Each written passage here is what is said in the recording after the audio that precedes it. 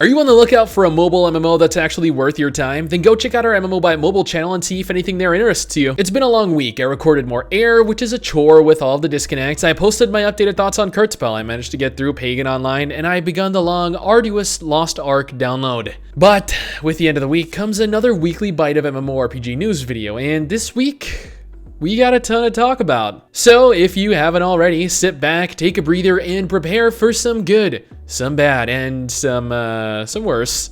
All right, let's do this.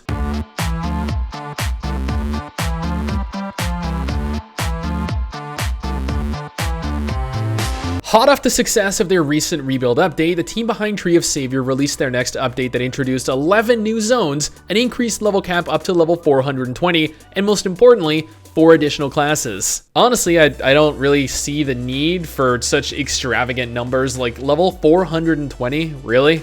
Ragnarok, which is what Tree of Savior was actually based off of, capped at a level 99, so yeah, I don't know. Accompanying the large update were various in-game events that players are able to actually participate in, but I know you're going to be testing out the new classes. Everyone loves new classes after all. Everyone loves new races too. So if you haven't already, then now is a fantastic time to actually test this game out.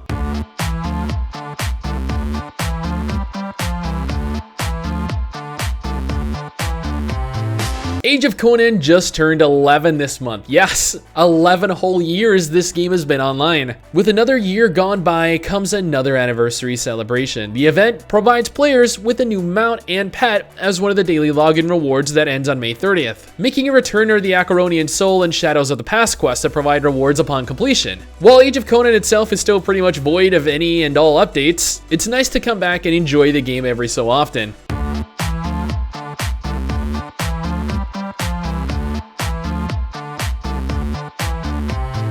In more somber news, Mabinogi, the somehow still alive sandbox MMO from Nexon, has server merges planned. Mari, Ruairi, and Tarlock will all be merged into a single server, henceforth referred to as Now. The reason behind the merges was stated as being to keep the population and environment healthy, but it's also likely due to the cost of having 4 dead servers online outweighing any gain. Their goal is likely to provide incentive for new players to spread out to another server, since Elixina is the primary server housing pretty much the majority of the player base.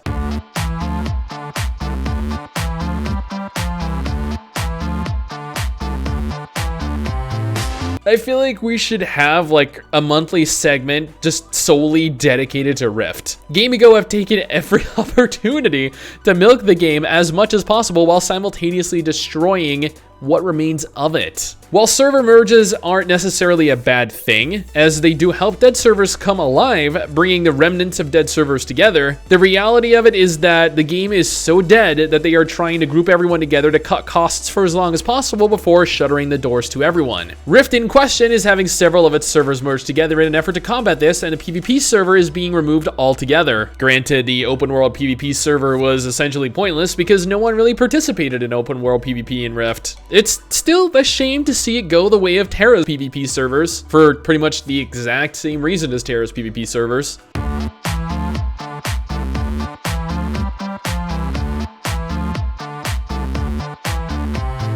This one may actually be of interest to some of you, especially since there were a lot of people that enjoyed Alchemia Story. I know a lot of you hate mobile MMOs, but don't skip this. Asobimo, the leading mobile MMORPG developer out of Japan, yes, Japan, not South Korea, has taken Project Eternal into closed beta earlier this week. Asobimo MMOs are generally considered the only MMORPGs worth playing on mobile devices, so if you're in the market for an actual MMORPG on mobile devices, this may be what you're after.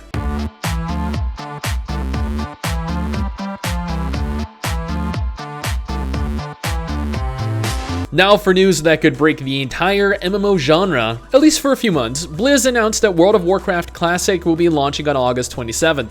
A small-scale beta begun earlier this week, allowing a select few players, or streamers more so, to participate. The general consensus was that it was a lot of fun and has piqued a whole lot of interest from fans wanting the old nostalgic feel of classic WoW back in their lives. This is further proven by the fact that WoW Classic was actually the #1 most watched game on Twitch, having hundreds of thousands of people watching at any given moment during its first day. Now, I know that there are quite a substantial amount of people interested in Classic, and I use the word interested here as opposed to anticipating, because remember, nostalgia is a tricky thing. We'll have to see exactly how well WoW Classic actually does. Are you looking forward to it?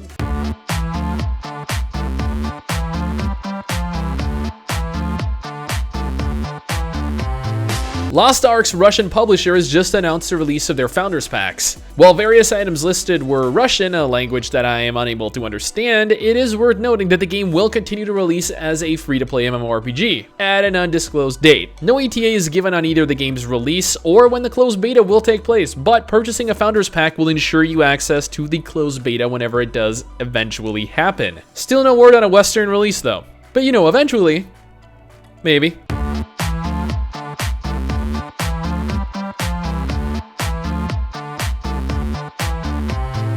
Yes, I'm not actually kidding with this one. As of right now, this game is tentatively referred to as Project C. While Darewise Entertainment, the team behind Project C, have yet to officially name the game, that has not stopped them from making enough progress to warrant an alpha test. If you're interested in signing up for the alpha test, then you can use the link on our website, which will be linked to in the description below to apply. The game is being described as a massively multiplayer, persistent open world game that allows you to join clans, build societies, and explore a large abandoned planet.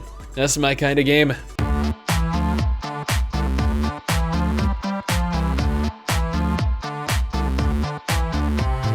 If you didn't get into the Thai version of AIR, then don't fret. South Korea is releasing the game in a closed beta next month. Registrations for the game will be available beginning May 29th and will last until June 16th. I've played through some of the game already, and I'll actually have a deeper look into it next week sometime, so keep an eye out if you're interested. Or, alternatively, go check out the current AIR video that I posted and see if it piques your interest.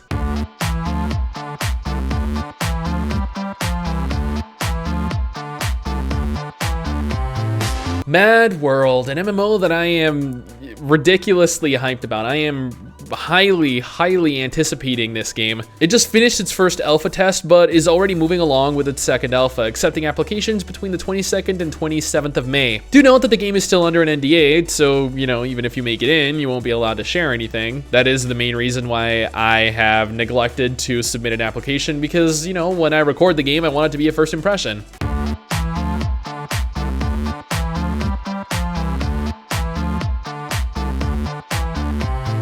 Even though MapleStory 2's population has seen a very steep decline, Nexon have announced a new Awakening expansion introducing a new set of job skills for players to master, 13 new dungeons to combat your way through, chaos raids, and new challenges. The classes available in MapleStory 2 were quite limited comparatively to the original MapleStory, but as MapleStory releases new classes regularly, it looks as though MapleStory 2 is looking to follow suit. So if you were bored due to a lack of endgame content, skip the game because you felt that it was lacking substance, or just, I don't know, chose to not play it until a later date, then this might be it for you. Now is your chance to get in-game and play.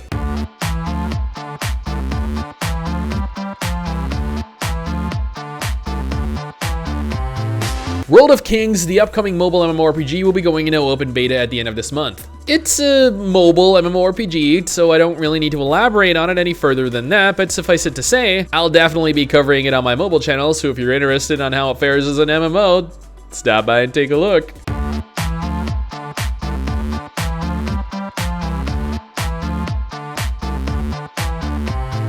When the team behind the incredibly popular anime MMO Caravan Stories confirmed a Western release last month, I was ecstatic. The game is incredibly beautiful, and I've wanted to play this for so long now. The game is slated to release in an open beta on July 16th on PS4 and PS4 only. I'll admit, I have never played a console MMO, so this will be a new experience for me. I might need to buy a second TV and PS4 just so Mrs. Sticks can play with me. What do you guys think? In all honesty though, I am not kidding. Outside of Shadowbringers, this is probably the most exciting MMO related news for me this year thus far.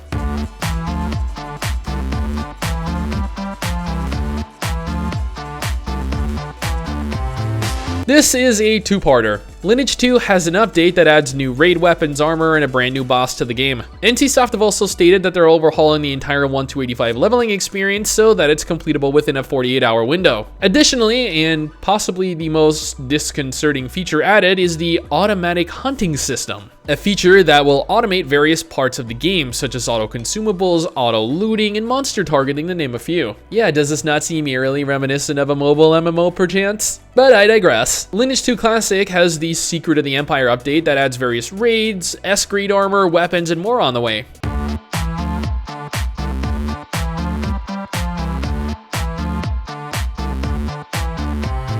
Final Fantasy XI, the predecessor to Final Fantasy XIV, celebrated 17 years being online as of May 16th. Nothing was really done in the way of celebration, but they did finally release a long-awaited feature, an all-in-one launcher. The new launcher will provide everything condensed into a single launcher to make for an easier experience for new players looking to begin their journey through Vana'diel. Some of you might not see the point in this, but fans of the game have been eagerly awaiting this for a very long time. And that pretty much covers the majority of MMO related news that I was made aware of over the last week. If you know of anything I missed, feel free to hit me up on Twitter or Instagram with the link to the article so I can take a look and subsequently talk about it. Also, my wife Mrs. Sticks did her very first video 2 weeks ago, 16 things every MMORPG player can relate to. You should totally go check that out and see how many you can actually relate to. Anyway guys, that is it for me. Thanks for watching. Don't forget to subscribe for more content like this, and I'll see you all next time. Peace.